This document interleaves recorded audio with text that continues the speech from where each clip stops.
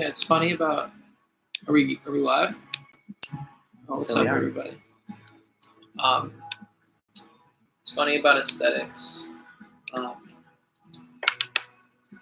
I feel that aesthetics primarily are to perpetuate the vibe. Like, I wear a tie, and here I am. I'm a business guy. I'm going to business work and all that jazz. And then some people wear athletic clothes. They're going to do athletic stuff. So there's a function involved with the vibe as well. But it's funny because, like, in some contexts, like, wearing a suit is, like, definitely, like, the more fun choice. Oh, yeah. No, it's not, like, a better... One time, so it's not, like, a drab thing. I applied to a programming job one time, and I turned it down because they were going to require you to go to the office and, write, like, Java code in, like, a suit. I don't even know how you would do it. I don't know anybody. I don't know any programmers. Possible. It's not. I don't know if programmers did that. Yeah. That's really weird. But yeah, when you see pictures, video or whatever of, old New York or whatever, it's looking dapper. Yeah. They all look the same. Yeah, right. You can criticize at the level of everyone looks the same. You can criticize at the level of it's a high bar for entry into that world because you have to, like, buy a suit.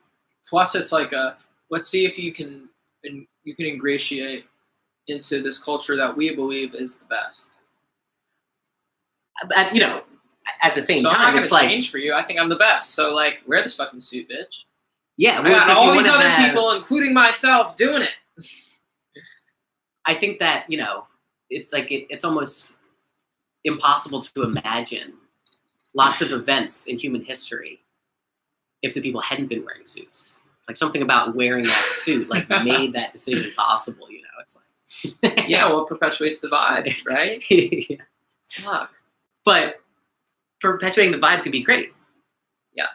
There was a picture of a great, very, very fashionable grandpa. I know, I saw it on the internet. Guy in Berlin. You know what I'm talking about? No, I haven't seen it. It's just like he knew how to wear, like this, like, nice pants, but kind of come up a little high. He's got a cool briefcase. It's like subway platform. That's awesome.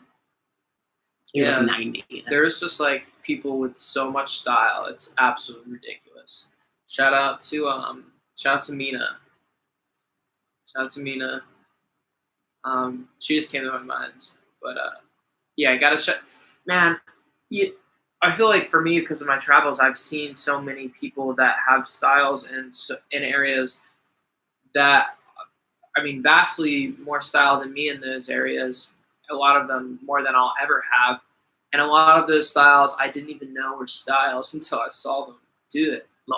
And so the kaleidoscope is so variegated. It's just so vast. There's so much iteration out there.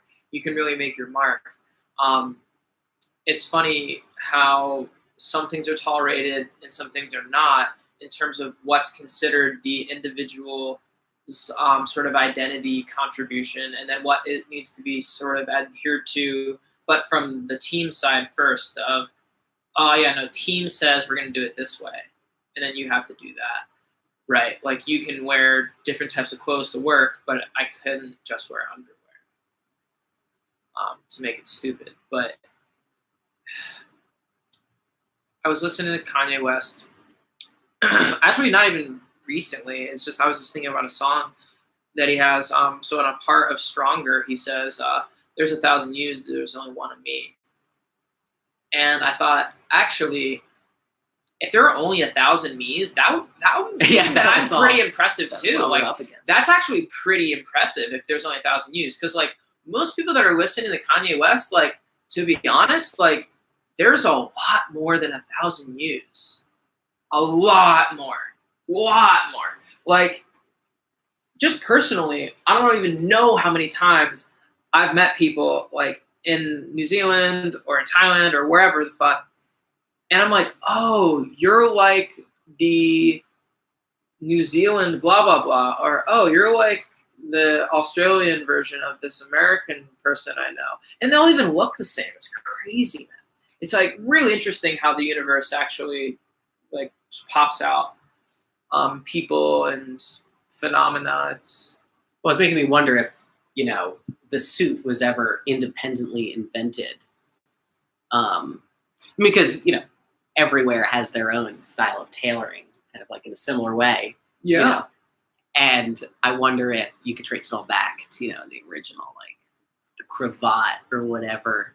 Or, because it is such a... never knew that that's what that was called. Well, that's so cool.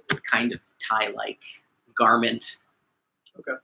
I mean, it's just madness when you think about, my not very great ancestors were, garment manufacturers. And, that employed like so many people in big cities. And not for long. It's just amazing the extent to which we take clothes for granted. But also, especially now, it has an interesting effect too. Especially I feel like in terms of the media, when you see people in, what people were, perhaps all too easily able to dismiss as a third world country, and they end up they're wearing a polo shirt or something, wearing Nikes or whatever. I think that that kind of thing, paradoxically kind of acts to humanize people for, maybe your average TV viewer. I don't know if that makes any sense. But yeah, well, that's funny, right? Because I was thinking about fame the other day, and I realized, I was like, there's all types of famous people. There's tall famous people, there's short famous people, there's white, Asian, black. I like how tall and short was your first thing. There's there's loud, there's quiet, there's funny, there's serious, there's smart, there's stupid, there's silly, there's murderers, there's infamous, but there's one type of character that will never be famous. And I realized, I think it's by definition. By definition, you will never be famous if you're this one type of person. And what do you reckon that is? What would be the one that would never be famous? What do you reckon? It's the normal person. The normal person is never going to be famous because they'd be like, there's nothing for you to be famous about. There's no differentiation. The most normal person, the person who most accurately approximates the average person, because you take a bunch of people, add up all the numbers, and you get this fictional person, and then the guy who is most but then that is exceptional. Yeah. Well, Larry, I think Jerry Seinfeld is kind of like that. He'll just talk about nothing better than anybody I've ever seen. He just talks about nothing, and it's just so entertaining. He's a genius. Yeah, well, he could try harder. He definitely could. He can definitely try harder. But does he need to? He doesn't. Does he need to? Is that part of the secret? Clearly why. Is that part of the secret of it, really? I love... Well. But do you get what I mean with the famous thing? Can you be famous for being normal? No. Well, I don't think so. It's a question of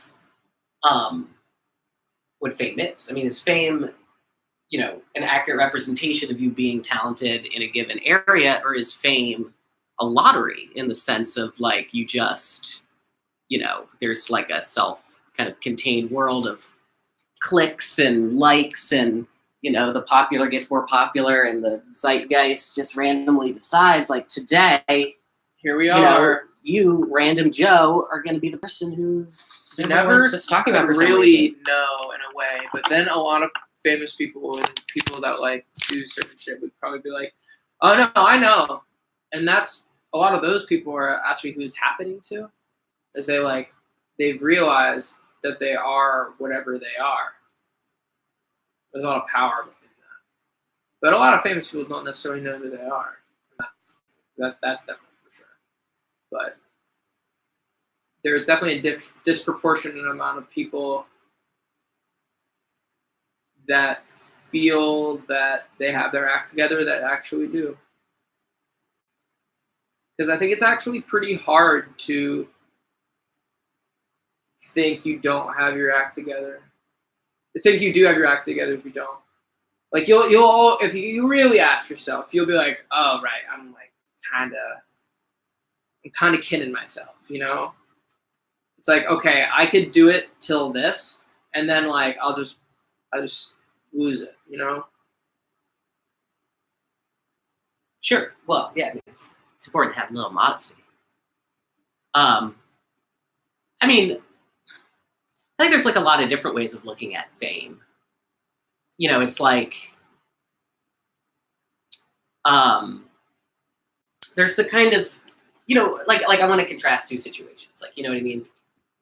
Where, like, so I am learning physics or something, and I'm on the internet, and the internet's a great place to do that because lots of people talk about it. And, you know, it's a world that, you know, vanishingly small percentage of the people on planet Earth like have any real contact with.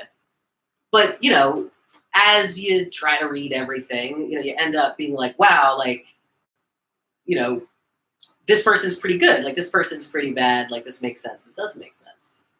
And, you know, in that sense, you know, like, so for example, someone's asked me like what, like 3 math books like I would recommend or something. And I mentioned what, like a blog specifically that of like John Baez, who's just a great mathematician that I love. Like to me, in this world, like he's like a celebrity, basically. But the thing is about him is, does he have a what's interesting about knowledge, a style? Yeah, I like his style. What is he doing? What's going on? Well, I like a lot of things about it. Well, first of all, he is related to Joan Baez. Who's that? You're wondering, the folk singer. And top of my mind. In any case, I don't know. I like him a lot. He, in the 90s, had like a blog before there was a blog, like This Week's Find in, you know, mathematical physics or whatever. And he just talks about quantum theory, string theory, as this really great, I think, geometrical kind of like obsession and like intuitions about geometry, category theory, which I bring up because his most recent shift that I think is really interesting is he like freaked out about, he's like, you know, freaking out about climate change. I don't know what to do. So he like started a group that like, you know, helped first of all try to save like climate records from being, you know, either hidden or destroyed by the Trump administration. But was like, you know, there's all this beautiful mathematics that, you know, we use in like the quantum field theory world. And it'd be great if we could like apply some of that same kind of very beautiful, clean mathematics, you know, because like the physics of the smallest things is like very symmetrical, you might say. It's like, it's very pretty. It's very pretty physics. The world, you know, that we're more familiar with is just like, it's like fucking complicated shit. You want to analyze ecosystems, economies, networks of all kind. Can you use, is there a way of adapting the mathematical tools that we developed in physics to help save the social and economic life, the ecological life of planet Earth? And so he like now, you know, has a sort of like applied focus. Anyway, he's interesting. In my mind, he's kind of a celebrity, like especially in the sense that like he's very influential in the world of like people writing about this stuff on the internet, like especially at a time when, you know, he was like one of the, you know, people doing it like in, you know, the early 1990s. Now, it's fascinating how that torch gets passed. But then I think there's like another kind of celebrity, which I think of like the guinea pig celebrity, where oh my god, has, like they almost always have the worst fate. Yeah, where it's just basically like, here's a person, like we're just gonna give them like a lot of money and power. We're gonna see like how many drugs they take. Tekashi 6ix9ine is like this dude from the Boroughs, I think, and he's like just completely outlandish. Doesn't offer the attention and the shock value. Like his antics are crazy. He like wants to masquerade as like a gangster and all this shit. He even like commits crimes and shit, but it's too reckless, and now he might be going to jail for the rest of his life. You know, there's lots of reasons someone could be fascinated by such a person. Yeah.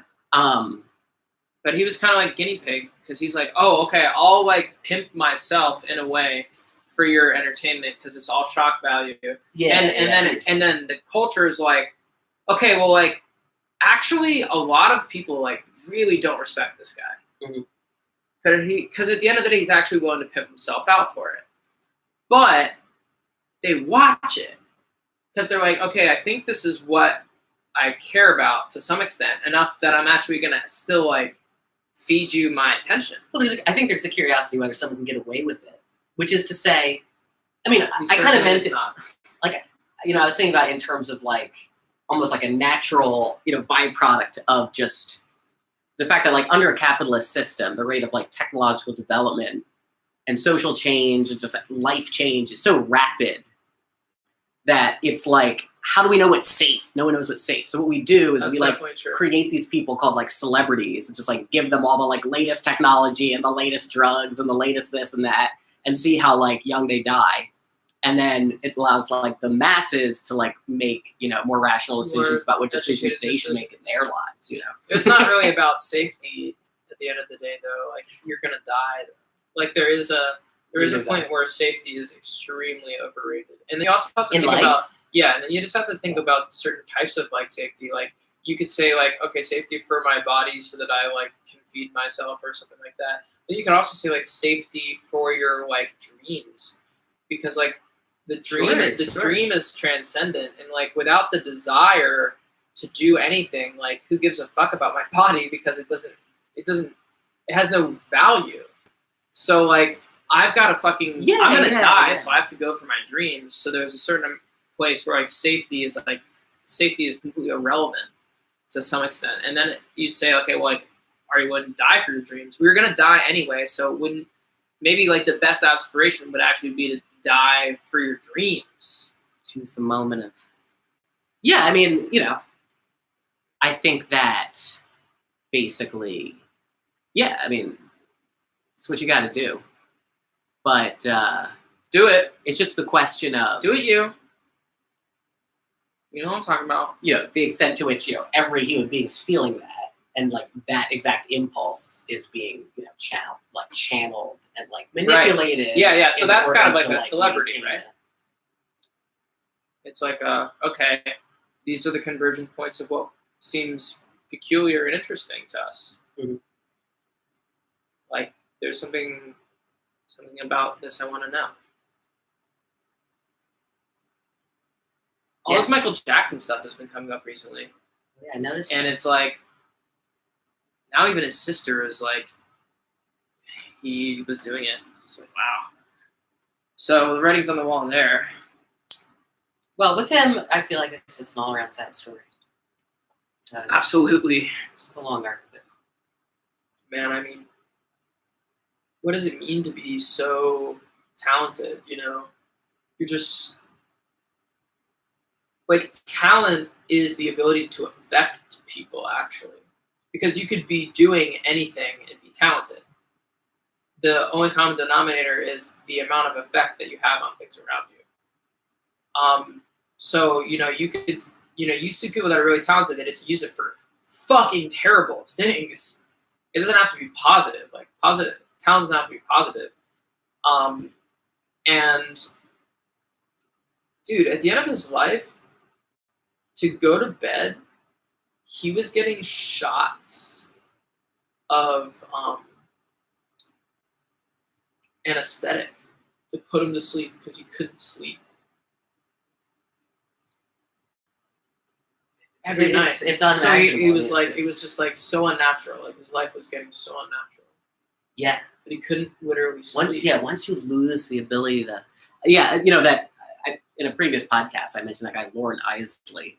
And like, there's a point where he just described like as a teenager, he like got a job working like a chicken coop, and what the fuck? That sounds crazy. Basically, was there like to make sure the place didn't burn down, because like it's the 1920s or teens, and like stuff is pretty hazardous down, like everywhere. And so he's like constantly falling, waking up, and like one time the place like totally does catch on fire. So, well, he describes like just after years of just like abusing his sleep, just like being unable to do it on command. You know what I mean? Just like, which sleep performance anxiety. You had problems trapped. Yeah, problems getting it down. Yeah. I mean, it's like peeing. You know, it's hard to relax. You can't. You don't get relaxed. It's interesting. You can't will yourself to relax. I mean, it's just you can will yourself to. You can will yourself to do the things which you believe will relax you. If they actually relax you or not. Yes. That's a good way of putting it. Exactly. We will see. We will see if that's the case. But you have the opportunity to. You have the opportunity to perhaps do it. It's just like talent itself is just like the juxtaposition of doing. Like, we don't really know if it's good or bad in a lot of ways. It's sort of happening. Man, you know, one of the things on here is like, do animals have religion and spirituality? And I remember a long time ago I was writing this thing about honor. Is like, is honor a human character? Like, in a lot of ways, everything's esoteric. Like, somebody could have created the car 200 years ago if they knew how to make one. It just didn't happen. Or actually, no, there were no cars 200 years ago. So yeah, 200 years ago, a car, you know, or whatever. Like, if you took Elon Musk back 200 years ago, he could definitely make a fucking car. You know what I mean? He would probably make a one. Yeah, right. Of course he would be able to, right? So you could always create it. Well, the whole thing is it's like art, and it have to be artisanal. Like, you know what I mean? You have to be like get a bunch of blacksmiths together. So then it's like, okay, does that idea of how things work, that it's not actually yours, it's just sort of like it's always could have been possible to manifest through you, that it scales to every idea now. So now no idea is original necessarily. And then it's like, well, then I have honor. I could have honor if I was a human, right? But could a dog have honor? Now, before I go on, do you reckon a dog could have honor? Sure. Yeah. You think so? Yeah. Yeah. So I think a dog could have honor. So, like, think about something that would just be considered honorable for a person, like a dog saving a kid in a burning fire or something, you know, or protecting someone or taking care of someone. The dogs are very caring, you know, all these things, right? You say that's honorable. Does it matter that it's a dog in certain ways of ascribing, quote unquote, traditionally honor aren't present because it's a dog? But is it not honorable for that? Right. Well, so yeah. And so then it's like, what's like the ethos of life itself? Okay. Because the thing of like their religion and spirituality of animals. Do animals have religion and spirituality? Of course they do. Because they feel compelled to live. And religion and spirituality is just, at the end of the day, it's your relationship. I feel like I would argue that the only difference really between religion and spirituality is that spirituality is more of the experience of truth in life, and this is how it's often and used. Religion is just sort of it's the structure of truth in life.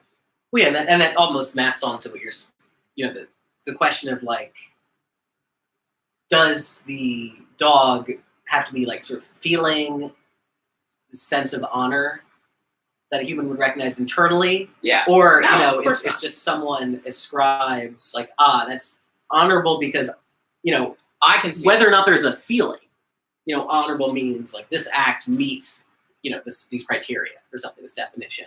And any act, even if, you know, so the wind could be doing an honorable thing, you know, if it just meets take it for anything. What if somebody didn't know they were doing something that was really bad? It still works there. Because like with the honorable, it's like bad. This person was honorable, they didn't know they were, but they actually were. Okay, this person was really bad. They actually didn't know they were being really bad, but they were. You know, actually, as far as that's concerned, 50 Cent had a great quote once where he was like, do you know what's so scary about child soldiers? He said, they'll kill you and they don't even know that it's wrong. But yeah. It's terrifying. And it's the same things apply. You can still do bad things if you don't know. Well, I would wonder, I mean, I'm not even, I mean, incidentally, wonder if a dog could feel the honor thing. Like they very well might.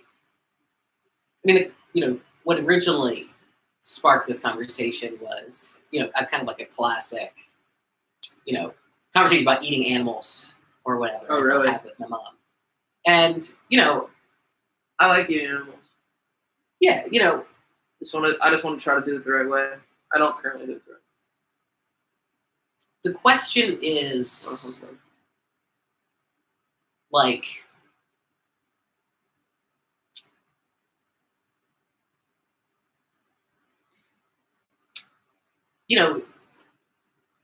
I guess this is more like I don't know if this fits into the religion or the spirituality side of it, but like in terms of like metaphysics, like I could see a way of defining religion as just like, in terms of like a dominant metaphor, or like, a bird,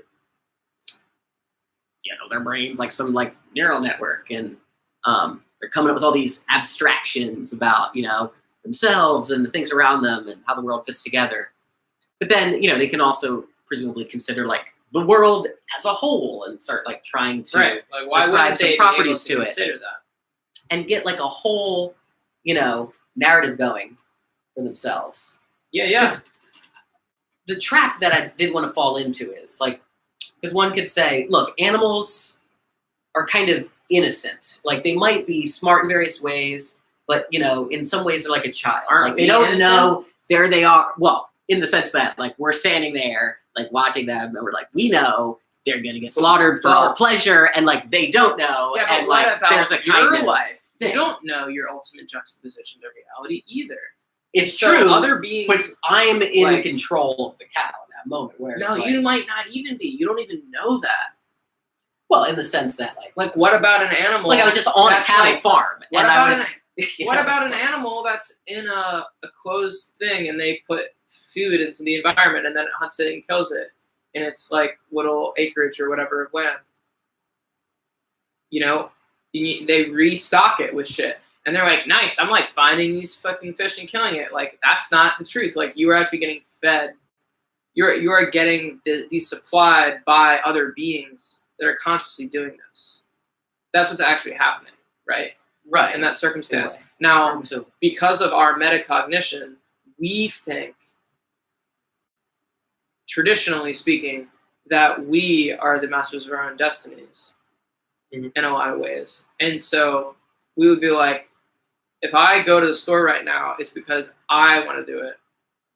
But doesn't that kind of fly in the face in a lot of ways of the vast cosmic perpetual order of all these things that are much bigger than you? Like, maybe you have your place in it because here you are, but to say that it was because of you, that's like crazy in a way. You know what I mean? Yeah, no, I know exactly what you're saying, but then I feel like that argument falls flat when it's just like you're standing there, like with a knife in your hands, you're like about to kill the cow. You know what I mean? Send the cow to the slaughterhouse. I mean, in that case, like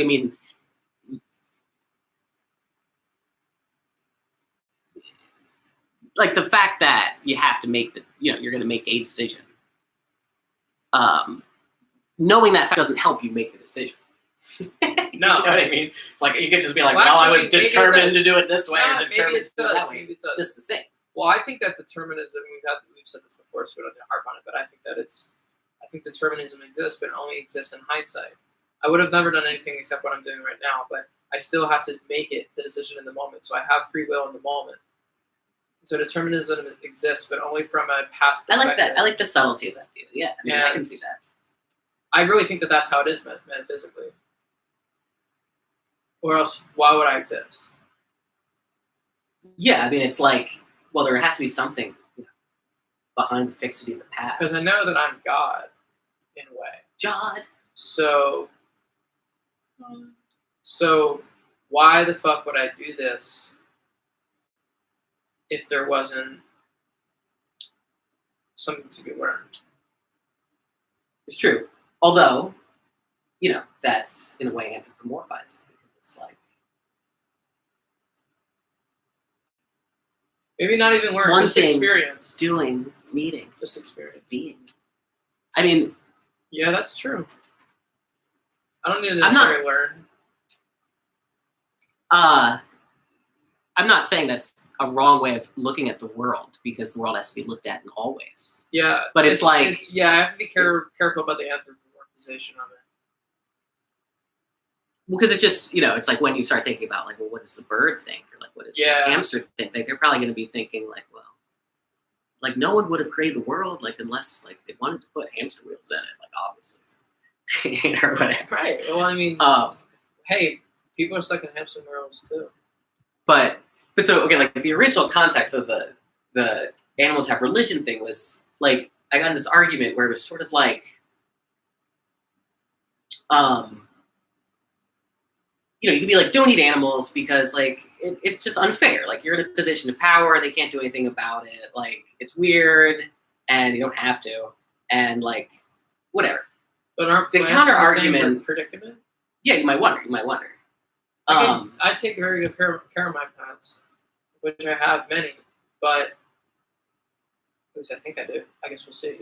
But if I could just like, oh, I'm just not going to water you. Well, there you go. Yeah, I think the same argument could apply to plants. So I rejoined. I was like, well, what if they want to be eaten? Right, it's a classic thing. Like, what if they get it? Like, what if they're like, all right, you assume they aren't aware of, and therefore can't consent to the deal. But, like, maybe they totally are aware that, like, here you are. The deal is you're gonna have the best fucking life a cow could have. It's gonna be really nice for you. You're not gonna have any problems. You're gonna live longer than most. You're gonna be the Kobe beef cow. Yeah, you get some pride in. You're gonna be really tasty, and not even that. You get, like, massaged every day and, like, drink lots of milk and shit. So if they maybe that tastes good to us, but that's not actually the best life for them. Maybe they would just rather be running around in the pasture. Yeah, or maybe they would value freedom in itself. I don't know. But the thing I was wondering is, like, it seems as though there's, like, a third path, right? Because you could just easily be like, well, isn't it convenient, human, that you just came up with the belief that the animals want to be eaten? Like, nice job. It just seems like there's, like, a third possibility. Like, what if we can, in fact, communicate with animals? What if we can even garner their consent? Actually be like, yes, that rabbit fucking does understand, and it has consented what's going on. But no, it's like they're not going to consent to be eaten. But they do actually have a religion. Like, that actually the cows and the rabbits, like, they actually do have, like, a worldview, and what they want from us is X, Y, Z. Like,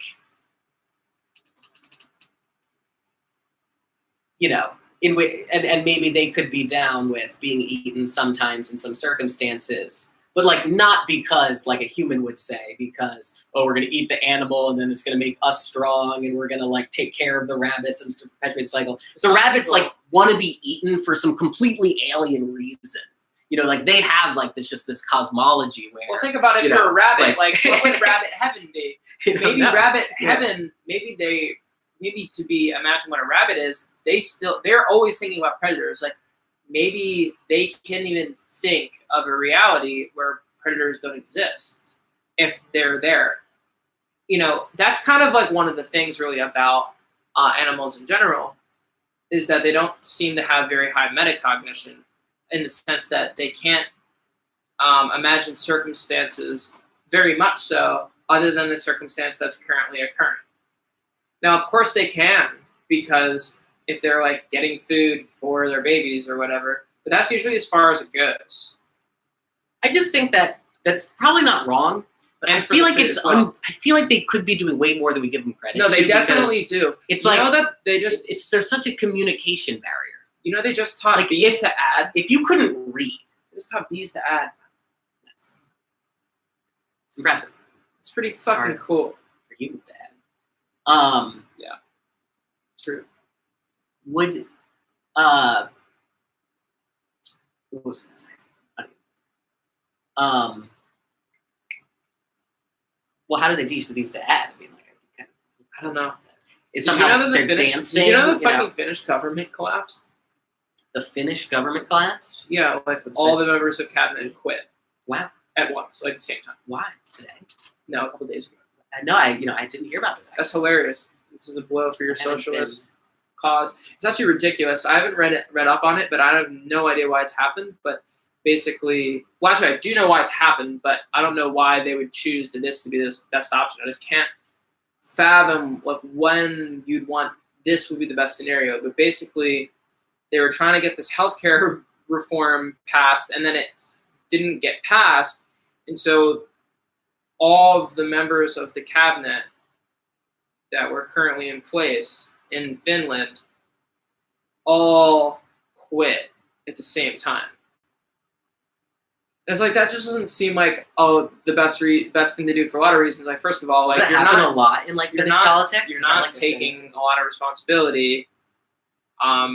Second of all, if from your perspective, the opposition party is fucking stoked. Like you look fucking terrible. I'm like, oh yeah, so like whatever political party you have, like if you only have two or whatever in your thing, like left or right or whatever the fuck. Okay, let's just say it's actually the left, I think. The left wing party just fucking quit. They all quit at the same time. Now imagine every single member of Trump's original cabinet is no longer there from either quitting or firing. However, it didn't happen all at the same time. Like this is a drastically different thing. It makes the right look so good comparatively. It's just like, whoa, you're just gonna quit? Like what the fuck? That's crazy. Well, I understand. So it's like, was it a protest that they're quitting? No, they're out. I don't know. We should look it up, but they're like out. They're no longer like leading the government. Mm-hmm. And it's not like they got ousted. Like they said, we quit. It's just like that's interesting. That's wild. And they were trying to do a healthcare thing. They're trying to do a healthcare thing. It's fucking Scandinavians in healthcare. It's so goddamn good. Do you know that the people in prison in fucking Norway, they can play video games and watch TV and shit? Yeah, because Americans have this idea that people should be punished. Yeah, it's so true. And that's like a key part of like our identity. That, as opposed to looking at crime as like the result of problems and, requiring therapy, we have this belief that when people do bad things, they should be punished. And, that's explains the persistence of capitalism, in this country so strongly because it's a very punishing system. And we like that about it. Because we've been taught to like it, because we've experienced it. So we're like, oh, okay, just because I learned something some way must mean that this is the way that it has to be learned. And like one of the greatest Kanye West quotes was, "I'm gonna make mistakes. I'm just trying to not make the same mistakes that have already been made." You gotta make some new mistakes. Yeah, that's. I mean, like you're not. It's not possible to not make mistakes. Yeah, totally. You're gonna make mistakes. So you might as well make new mistakes. Because like, what's worse than an old mistake? It's the transcendence principle, right? Yeah. You can be so much better than yourself. Like there was this quote that I saw for International Women's Day that I sent to Liza, because the woman who did it was Portuguese, and she was Brazilian. This was in Portuguese, and it was, "I'm stronger than myself." Ooh. It's like, of course you are, right? Because I'm the one talking about the self. If I was just the self, then nothing would ever change. You gotta be able to look past it, How are we going on time? Good question. Going to this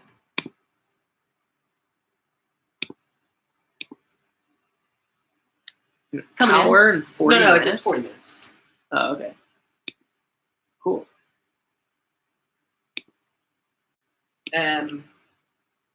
Yeah, I think that we could. I was gonna say before that the animals thing. It's like if you can't read, then and you're just like observing humans. They're just like staring at these like screens all day. You're like, these people are so. There's like no metacognition going on. They just sit. They just drive. They just sit. You know what I mean? Yeah, I know what you mean. It's I was like thinking about that a lot. it's like, sure, you know, little mouse doing some repetitive thing doesn't seem all that smart. And I grant that, yeah, like along those dimensions, like, yeah, we are like way fucking better at solving a maze than they are. Well, what's smart? But, like, is it useful? Or is it just comprehension? Yeah, and I think that there's usefulness part of smartness. In a way, you say it is, but in another way, you say it's not. Well, I mean, I was thinking about, like, I was saying earlier today that, like, 50% of, you know, the reason, like, quantum mechanics is so hard is just because, not because the quantum part's hard, but because it's fucking hard to just learn the math of just how to rotate things, like, normally. You know what I mean? Sine with the cosine and the... Which is to say, humans just actually suck at, like, normal, like, three-dimensional stuff. I mean, that's why so many of our games involve, like, throwing 3D. balls around in 3D. So it's hard and for it's us known to that our be maps, good at it. our map making and our brain, it's, like, based on, like, a 2D plane. Right. But birds have the same kind of, like, grid cells, but with they're, way more like, depth. 3D. Yeah, because they're more intrinsically three-dimensional beings. Like, I feel like this explains a lot about us and whatever. But, you know, you could look at the bird, and how would the bird they'd probably be better at understanding quantum physics than us, just because they're better at understanding three Well, they would dimensions. maybe in their body, they would be able to embody it. Exactly. Yeah, and that's really interesting. So it's not saying, like, they're going to be smart in every dimension. The human is smart, but there's, like, probably going to be some aspects where, yeah, like, they're totally ahead. Yeah, there's a lot to learn from animals and everything, right? Like, I'm about to take ayahuasca, and one of the things I was talking to a woman about was we were talking about the esoteric knowledge of plants. And she's like, yeah, you know, like the plant will have things to tell you, and blah blah blah. And so it kind of ties into the whole: do things want you to eat them? Like, in a way, maybe not, but in a way, yeah, it kind of depends on their own understanding of what they actually are, which is that they aren't just the rabbit. They're not, I'm not just people. Like, and so in a way, I'm like, okay, yeah, like the universe can eat me. It actually will eat me. Like, I already know it will. Like, eating, like, what is to consume, right? You imagine it like, it's not just my stomach, like, it's just like almost like to comprise space in whatever way for the formula as it keeps going, and life just goes on, and whatever is not life and whatever you can say life, just things just go on. It just goes on. And talking about plants have gone on for quite a while. Plants have been around for like 1 billion years on Probably, yeah. On Earth. They've been around. Well, I was talking to my brother today. We reckon it's like 1 billion years. And so they're pretty much some of the first organisms that still exist today that exist on a variety of levels and a variety of ecosystems and greatly affect them, but in a way that's physically we're able to view them, because obviously there's things way smaller than them and they're everywhere, like in every single creature and shit, but we can't even see them. So it's, in a lot of ways, even though we feel them in certain ways, and maybe we can see them if you have a certain attenuation to reality, you might call it something in one way, and science might call it another, but you can feel that attenuation. It's harder because it's harder to, it's not in your face enough, like a plant's in your face. So in that way, it's one of the oldest representations of esoteric knowledge. What I mean by that is plants know something about surviving enough that they're here 1 billion years later. And most species, actually it's not a species, I don't know, is it genus? Yeah. Genus. I don't, order? Maybe it's family, I don't know. Maybe it's kingdom. Oh yeah, it is kingdom. It's a different kingdom because it's the plant kingdom and the animal kingdom. Okay. So it's a different kingdom. So that kingdom has been around longer. So there's things that you can get from them. In a way, they're so much more skilled at certain things than the animal kingdom is. You know what I mean? They're just here. They are the ancestors of the plant kingdom. A billion years later, animals don't hold a fucking candle to it. Well, like the fact that like if a given plant like has not changed appreciably in like a billion years, then clearly it's doing something right. It's knowing the game. Is that the point? Though? Like the rubber plant. The rubber plant. We've got a bunch of rubber plants. I love rubber plants. Plants are amazing. Dude, rubber plants are the shit, dude. I have so many plants upstairs now. It's amazing. Love it. I'm really excited for ayahuasca, dude.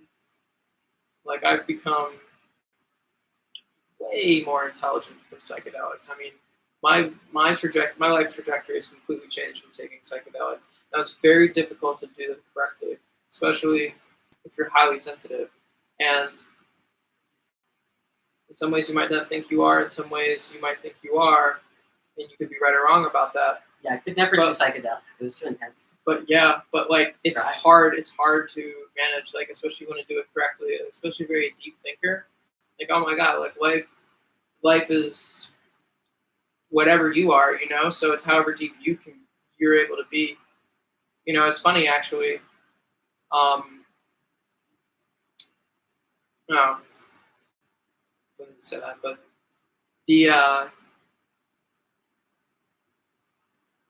the woman that I've been talking to about this, my friend, she's like, yeah, if acid and like mushrooms are like a 5, then ayahuasca is like a 500. And I was like, okay, here we go. It's like order of magnitude. They call it the vine of death. And you know, that's the thing about tripping. And really, I mean, you die all the time. I mean, you die every night in a lot of ways. And you're dying every moment and living every moment. And then in a lot of ways you can say that I'm not even P. I'm life and death itself. Because I experience these things. And so in some way, if they go through me, then they must be attached to me. They're like part of me. But the thing about tripping is, because of the way that you experience existence when you're tripping, if you're really tripping, you're not P. You know? Like, you're not Matt. And to try to take that type of perspective into that type of experience will not mesh, and that's when you have bad trips, fundamentally. If you can't surrender to whatever is coming up. Yeah, I was just thinking that. It's like, the thing about psychedelics is that they just like don't take criticism. Yeah. It's just like... No, they don't take... You sort of they don't have take to... difference of opinion well. Because it's like... I mean, my experience of it was... will show you what it wants, and that's it. It felt like I was just like very aware that like I was like, this is just exactly what I expect to see if I, you know, see the output of like a generative neural network. You know, it's just like everything was just flowing and unfolding like in the way that like it would typically do, which is to say, like just like you give a neural network like a little staticky image and it like, you know, hallucinates like a face has been like trained on faces. I'll like look at a tree and it's like, how much is this a brain too? It's all just like the brain. Well, you know, there's a classic neural network architecture where it's on one neural network generates stuff, and then there's a discriminator, and the discriminator is trained to distinguish between what's real and what the generator generates. So the generator tries to fool the discriminator, and the discriminator tries to find out if the generator fakes, because it helps them each train much faster and better to the data set. They learn better by kind of learning in tandem. That makes sense. But then I feel like the psychedelics must like, I feel like they weight the generative part of your brain and kind of like suppress the discriminatory. Well, it's not that they suppress it, it's that they demand it. Mm-hmm. You know, you just obviously beings are really fragile. I'm super high maintenance. You put me in the middle of a body of water. Most body waters can vary largely in size, and it doesn't take very big body of water and you put someone in the middle of it, they'll just die. If there's no boat there or whatever, you're just dead. You're gonna. Maybe they'll be saved by a dolphin. That happened one time. That happens. No, more than once. Dude, shout out to the dolphins. Yeah. But no, but you're gonna die. You know, it gets to be a little bit too hot. You're gonna die. A little too cold. You're gonna die. Just keep eating. You're gonna die. Just keep drinking water. You're gonna die. It's really easy to die. Like you could die really quickly. If someone was really compelled to die, you're gonna die. You're not gonna really realize. Fast. Like you could probably be like, oops, whoops, and then you're dead. You could make yourself die really fast. And so it's funny about the safety we were talking about at the beginning of the podcast. Safety. But I forgot what we were talking about. Safety's. What were we talking about? Well, I mean, on the subject of safety, it's like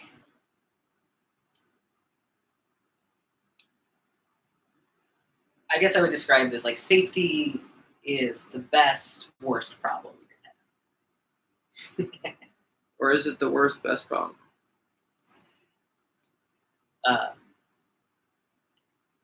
Because, I'd said that partially just we're talking about getting saved by dolphins, general ayahuasca, generative neural networks, right? Discriminatory. Yeah, well, it's just such a large thoughts. Experience, right? It's such a you start to you're like, oh right, like this is all chemicals, like in the air and everything. Like there's just chemicals everywhere. So it's like, wow, what am I? Like, seems a chemical. It seems that I'm Pete, and then there's like a dog over there. But in some ways, like, oh, whoa, like I'm the dog too. Like, oh, like physics. Oh, like there's this dance and this like sort of rules to the game that are played. And time. There's like seems that not everything happens at once in a certain way. Mm-hmm. It's all these things, right? You can experience things in your life which make these more or less apparent and glaring to you, but upon a certain level of experience with it, the being can't look at it from their ego point of view anymore. Their brain will get fried. Mm-hmm. And people have trips and they never come back. And I think this is primarily why what happens. Because you mess with the infinite. You try to throw yourself into the infinite, and you just have to surrender yourself to it. And if you try to control the infinite, you'll fry your brain. Mm. Of course you would. Yeah, I mean that's what it feels like. That's what I mean. That's why I think people. That's why I think people have some breakdowns and never come back from the trips. That's what's happening. And in a way, it'll never be proven. Yeah. In a way, it just makes logical sense. So it must exist. That must be the case. That's what you're experiencing. Like you feel finite right now. Yeah, and you can actually do things to feel infinite, but feel those things. But then when you take psychedelics, it's just like, whoa, the channel is so close to me, and I can just sort of like, or I could just like. But the one thing I can't do is I can't jump in and then try to swim against the whip tide and do whatever I want. No, like that is not going to work. Just got to let it go. Yeah. And it's, in that it is very interesting. Because, I mean, to me, that's like its most art-like aspect. It's like in that way similar to like the flow of a book or a movie. Something which, in a weird way is like best approached kind of like passively, where there's just like I'm going to lose myself in this novel. I'm going to somehow, accept or surrender to this, wave of ideas.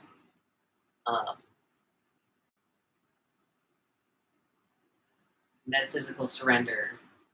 Yes, I mean it's an important idea in this, is not? Is that not what the word Islam means? It's like surrender. Yeah, surrender is really important. But just like, how are you going to do it?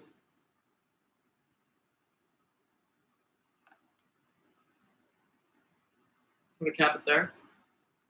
Yeah, sure. It's been a good talk. Yes. As always. This has been really good. Sorry we haven't been doing them very often right now. We've been away. There's a lot of really exciting stuff in the works. All right. Cheers, everybody. Adios.